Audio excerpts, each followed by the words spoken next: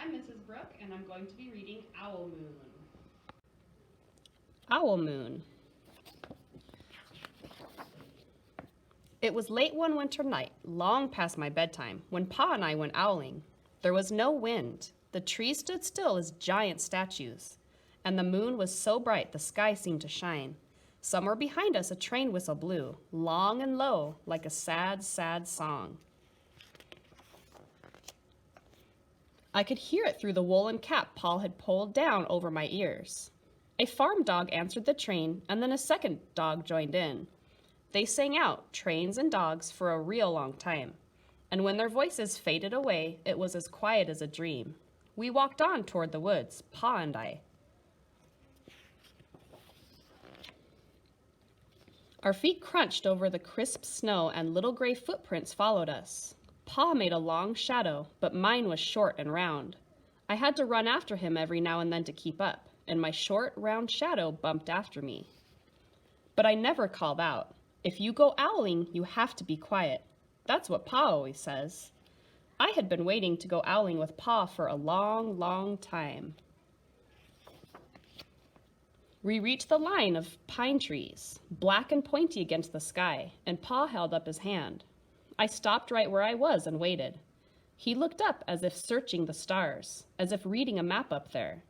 The moon made his face into a silver mask. Then he called, "Hoo-hoo, hoo-hoo," the sound of a great horned owl. "Hoo-hoo, hoo-hoo." Again he called out, and then again. After each call he was silent, but for a moment we both listened. There was no answer. Pa shrugged and I shrugged. I was not disappointed.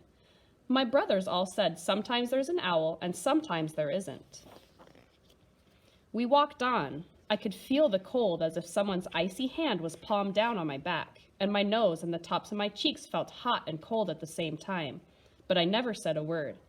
If you go owling, you have to be quiet and make your own heat. We went into the woods. The shadows were the blackest things I had ever seen. They stained the white snow. My mouth felt furry, for the warm scarf over it was wet and warm. I didn't ask what kind of things hide behind black trees in the middle of the night. When you go owling, you have to be brave. Then we came to a clearing in the dark woods. The moon was high above us. It seemed to fit exactly over the center of the clearing, and the snow below it was whiter than milk in a cereal bowl. I sighed, and Pa held up his hand at the sound. I put my mittens over the scarf over my mouth and listened hard. And then Pa called, "Hoo-hoo, hoo-hoo." I listened and looked so hard my ears hurt and my eyes got cloudy with the cold. Pa raised his face to call out again, but before he could open his mouth, an echo came threading its way through the trees. "Hoo-hoo, hoo-hoo." Pa almost smiled. Then he called back, "Hoo-hoo, hoo-hoo," just as if he and the owl were talking about supper or about the woods or the moon or the cold.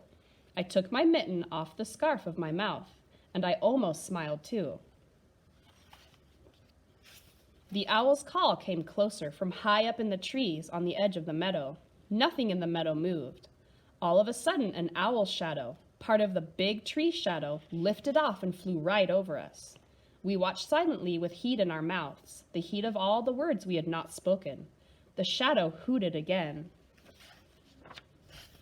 Pa turned on his big flashlight and caught the owl just as it was landing on a branch. For 1 minute, 3 minutes, maybe even 100 minutes, we stared at one another.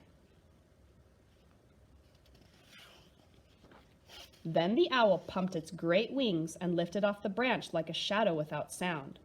It flew back into the forest. "Time to go home," Pa said to me. I knew then I could talk. I could even laugh out loud. But I was a shadow as we walked home. When you go owling, you don't need words or warm or anything but hope. That's what Pa says. The kind of hope that flies on silent wings under a shining owl moon.